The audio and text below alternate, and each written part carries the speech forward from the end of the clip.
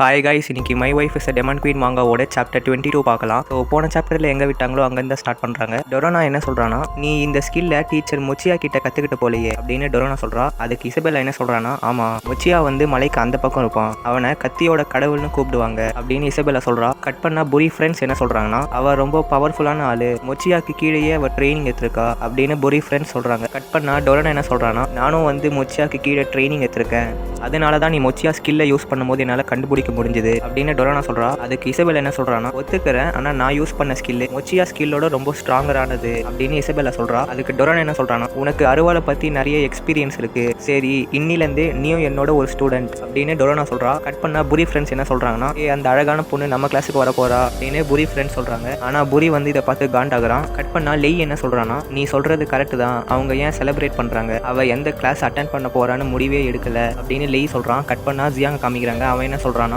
நீ வந்து என்கிட்ட பேச்சு திறமை இருக்குன்னு சொல்லுவ, இப்ப உனக்கும் அந்த திறமை வந்துருச்சு போலயே அப்படின்னு ஜியாங் சொல்றான். அதுக்கு இசபெல்லா என்ன சொல்றானா, நான் வந்து உண்மையா தான் சொல்றேன், நான் மட்டும் ஃபுல் ஃபார்ம்ல இருந்தேன்னா அவெல்லாம் எனக்கு ஒரு ஆளே கிடையாது, ஆனா இப்ப அவ தான் ரொம்ப பவர்ஃபுல்லா இருக்கா அப்படின்னு இசபெல்லா சொல்றா. கட் பண்ணா ஐசி என்ன சொல்றானா, நீ என்ன உன்னோட ஸ்டூடெண்ட்னு சொல்ற, நான் அவளை ஏற்கனவே என்னோட ஸ்டூடெண்டா அக்செப்ட் பண்ணிட்டேன் அப்படின்னு ஐசி சொல்றா. அதுக்கு டொரோனா என்ன சொல்றானா, அவளோட எபிலிட்டி மேஜிக்கோட அருவால தான் அதிகமா இருக்கு, அவ மேஜிக் கிளாஸ்ல சேர்ந்துட்டானா அவளோட திறமை வந்து வேஸ்டா போயிடும் அப்படின்னு டொரோனா சொல்றா. கட் பண்ணா அகில் என்ன சொல்றானா, எந்த கிளாஸை ஜாயின் பண்ண போறான்னு இசபெல்லா கையில தான் இருக்கு அப்படின்னு அகில் சொல்றான். பின்னாடி மேஜிக் ஸ்பெல் யூசர்ஸும் ஸ்வாட்ஸ்மேன் யூசர்ஸும் அவ எங்களுக்கு சொந்தம் அப்படின்னு சண்டை போட்டுன்னு இருக்காங்க. கட் பண்ணா இசபெல்லா என்ன சொல்றானா, நான் ரொம்ப குழப்பத்துல இருக்கேன் அப்படின்னு இசபெல்லா சொல்றா. அதுக்கு டொரோனா என்ன சொல்றானா, நீ ஏன் கூட வா, நான் யாருக்கும் பயப்பட மாட்டேன் அப்படின்னு டொரோனா சொல்றா. அதுக்கு ஐசி என்ன சொல்றானா, அப்பனா இப்பயே நம்மளோட சண்டையை முச்சிக்கலாம் அப்படின்னு ஐசி சொல்றா. இதுக்கு நடுவுல ஜியாங் என்ன சொல்றானா, டீச்சர்ஸ் நீங்க ஏன் என்ன டெஸ்ட் பண்ணக்கூடாது அப்படின்னு ஜியாங் சொல்றான். அதுக்கு ஐசி என்ன சொல்றானா, நீயா அப்படின்னு கேட்குறா. அதுக்கு ஜியாங் என்ன சொல்றானா, ஆமா எனக்கும் டெஸ்ட் வைங்க அப்படின்னு ஜியாங் சொல்றான். கட் பண்ணா ஐசி வந்து அவளோட மேஜிக் பாலை ஜியாங் கிட்ட கொடுக்குறான். ஜியாங் என்ன மனசுக்குள்ள பேசிக்கிறானா, மேஜிக் இந்த தருணத்துக்காக தான் நான் என்னோட வாழ்க்கையில வெயிட் பண்ணிட்டு இருந்தேன், இந்த உலகத்துல எனக்கு அதிகமான மேஜிக் இருக்கும்னு நினைக்கிறேன், அந்த மேஜிக் பவர் வச்சு இந்த உலகத்துல அமைதி கொண்டு வர போறேன், இப்போ இந்த மேஜிக் பால்ல இருந்து லைட் வந்து எல்லார் கண்ணும் மங்கலாக போகுது அப்படின்னு ஜியாங் மனசுக்குள்ள பேசிக்கிறான். கட் பண்ணா கூட்டத்துல என்ன பேசிக்கிறாங்கன்னா, டேய் அவன் பயங்கரமான ஆளு நீ நினைக்கிற அப்படின்னு கூட்டத்துல பேசிக்கிறாங்க. இப்போ வந்து 3 நிமிஷம் ஆயிடுச்சு. கூட்டத்துல எல்லாம் என்ன பேசிக்கிறாங்கன்னா, என்னடா அவன் அங்க பண்ணின்னு இருக்கான், ஒரு துளி லைட்டு கூட அதுல இருந்து வரலையடா அப்படின்னு கூட்டத்துல எல்லாம் பேசின்னு இருக்காங்க. கட் பண்ணா ஜியாங் என்ன மனசுக்குள்ள பேசிக்கிறானா, ஏன் இதுல இருந்து ஒண்ணுமே வர மாட்டேங்குது அப்படின்னு ஜியாங் மனசுக்குள்ள பேசிக்கிறான். கட் பண்ணா புரி என்ன சொல்றானா, மச்சாண்டே அவன் வேஸ்ட்ரா அப்படின்னு புரி சொல்றான். புரி ஃப்ரெண்ட்ஸ் எல்லாரும் ஜியாங்க பார்த்து சிரிக்கிறாங்க. கட் பண்ணா ஐசி வந்து மேஜிக் பாலை வாங்கிட்டு என்ன சொல்றானா, நீ வந்து எதுக்கும் உதவாத மாட்டோம்ட்டு எனக்கு முன்னாடியே தெரியும், நான் எதுக்கு உன்னை டெஸ்ட் பண்ணனா, நீ வந்து ஒரு ஃபெயிலியர்னு நிரூபிக்கதான் அப்படின்னு ஐசி சொல்றா. அதுக்கு ஜியாங் என்ன சொல்றானா, ஆமா உதவாத மரம்னா என்னது அப்படின்னு ஜியாங் கேட்குறான். அதுக்கு அகில் என்ன சொல்றானா,